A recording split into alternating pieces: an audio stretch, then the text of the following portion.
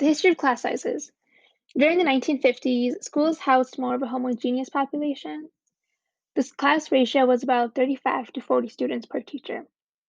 Now, as I said, traditionally, class sizes was about 30 or 35 or even 40 students. But those conditions assumed that all students were of equal background and all started at the same level with few or no disadvantages. A researcher named Sizer, his approach to a balanced curriculum is in keeping with the concept of group strategies and reduced class size will cater to diversity. Class size is directly linked to the curriculum employment.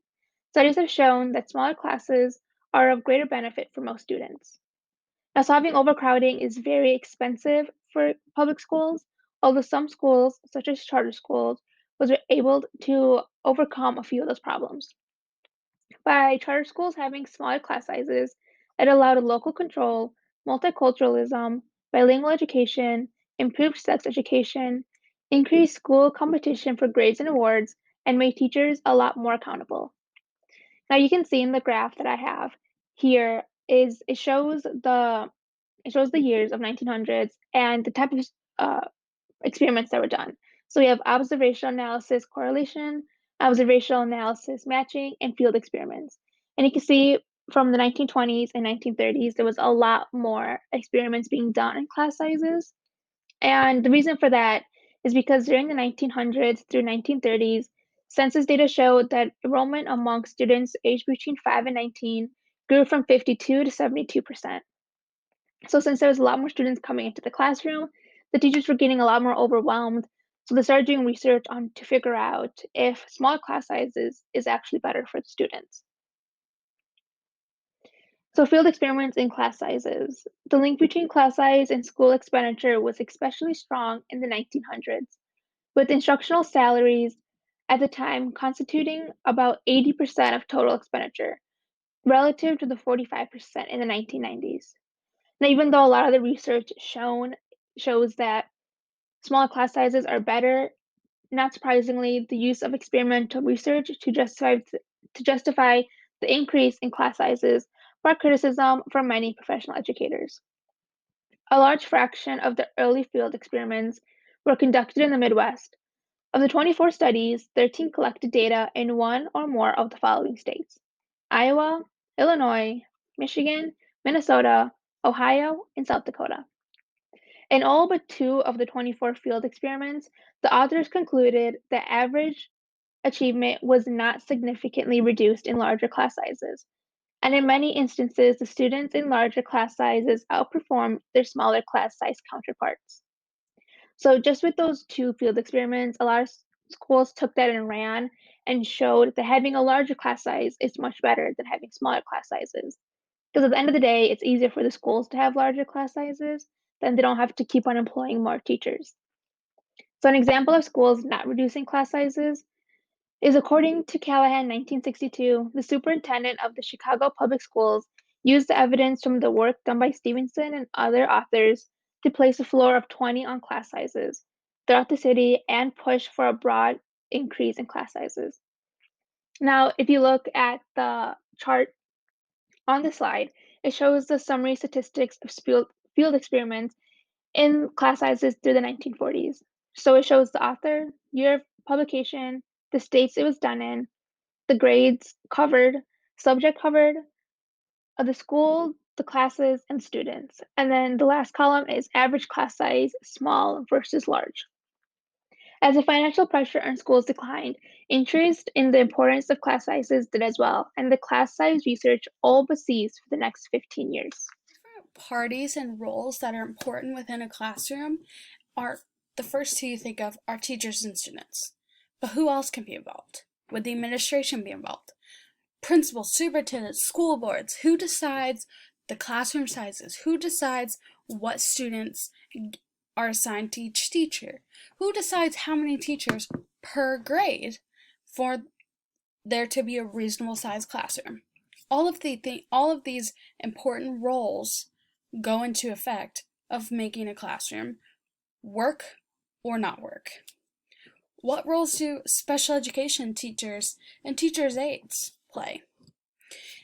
If there are no special education teachers or teachers' aides in a larger class size, teachers would not be able to focus their attention on a few specific students that need extra help and teach the whole class at the same time.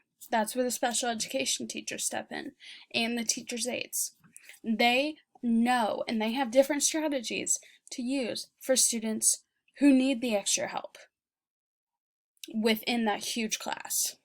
If they're together, if they're separate, they still have those strategies to work through.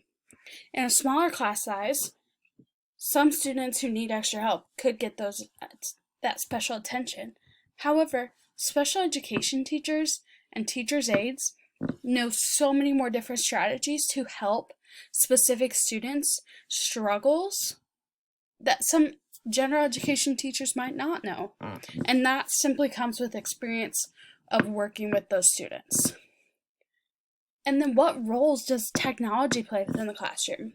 I have 4 things I want you to think about within technology. If the district can afford any kind of technology they want, and they have larger class sizes, students could use that technology to find their answer. But how does that work within the classroom? If the smaller class sizes have technology, that could lead to students relying too much on the technology and not enough on the teacher. But let's say this district doesn't have enough money to get any type of technology that the students might need.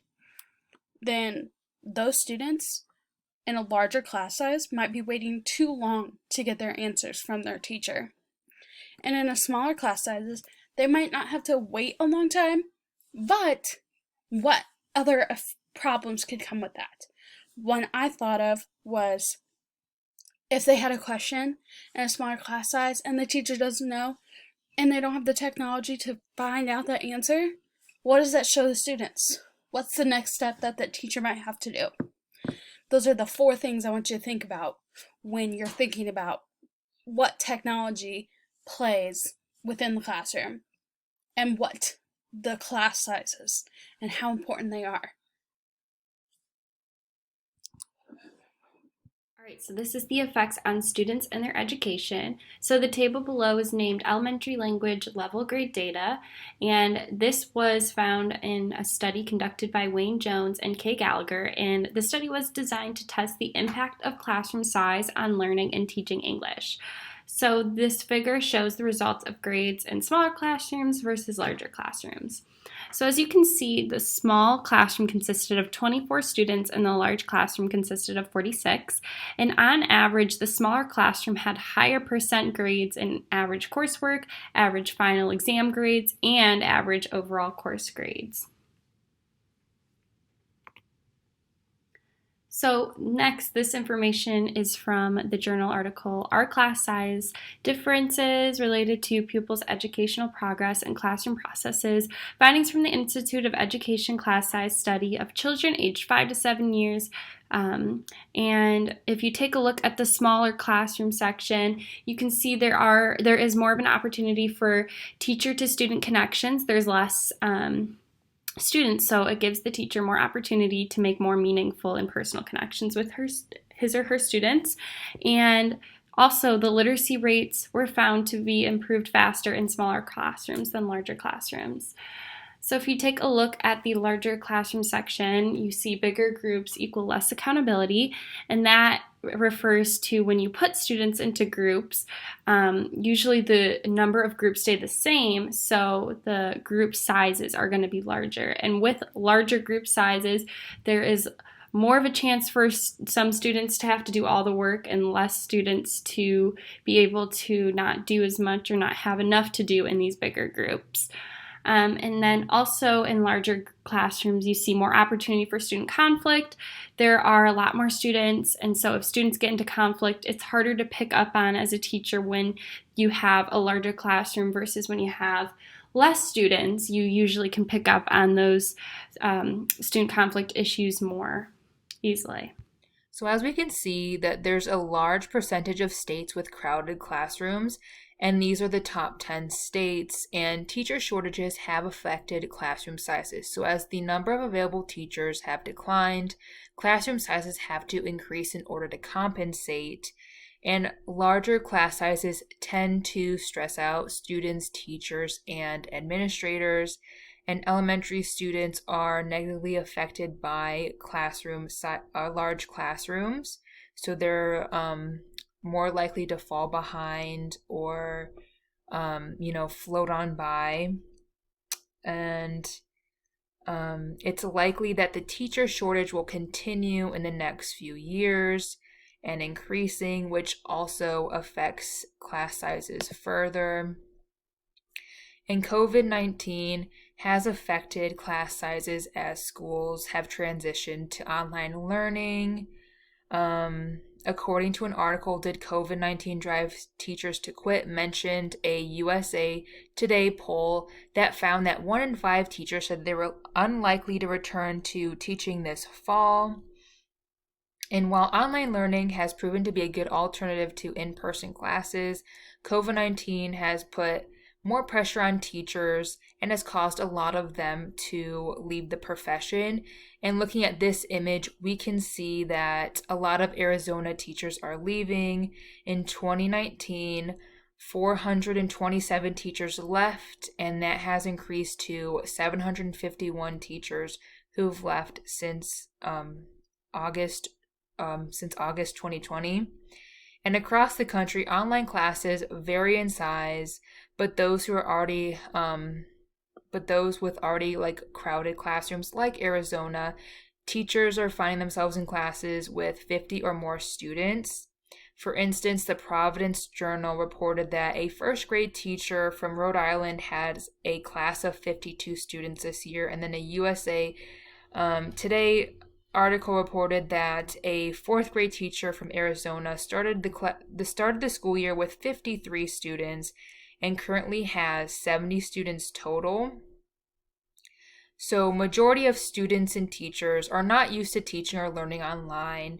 It's hard for the younger students to transition. They might not know the platform. There's more behaviors and disruptive behaviors and interruptions in larger online classes, which takes away from learning. And it's more difficult for teachers to manage and meet with students one-on-one or in small groups when they have so many online students. But recently, a lot of states have prepared schools to go back in person through hybrid classes, or they already are in hybrid classes. And majority of them are using a AB format, which is alternating students in small groups between in-person and online learning, and they average about 15 students in each class. So this does have the benefits of small classes. So they have that, the small one-on-one with more opportunities for one-on-one with teachers than they'd have in larger classes. So for future effects of having a small classroom, it allows teachers to work more in depth with both the student and the parents, as well as allowing teachers to give their full attention when grading assignments. For teachers who have a ton of students, they get tired easily when grading multiples of the same assignment, so therefore students cannot be getting enough feedback or even the correct feedback that they need in order to progress and succeed. Whereas if a teacher only had a few assignments to grade, then they can give their full attention on what each student needs. A small class size will also increase the identification of learning problems. So when having larger classes, there are many undiagnosed learning problems that teachers don't tend to catch, simply just because they have so many students to look out for that they can't focus on each of the individual. Some of the future issues that come into place with small class size is that it can be very costly. There are many schools out there that don't take part in this because they simply just don't have enough resources or materials to give to the students for when learning. There are also not enough teachers to have multiple size or small classrooms. So even some schools are struggling as it is to get teachers, so that's why they're not taking part in it as well.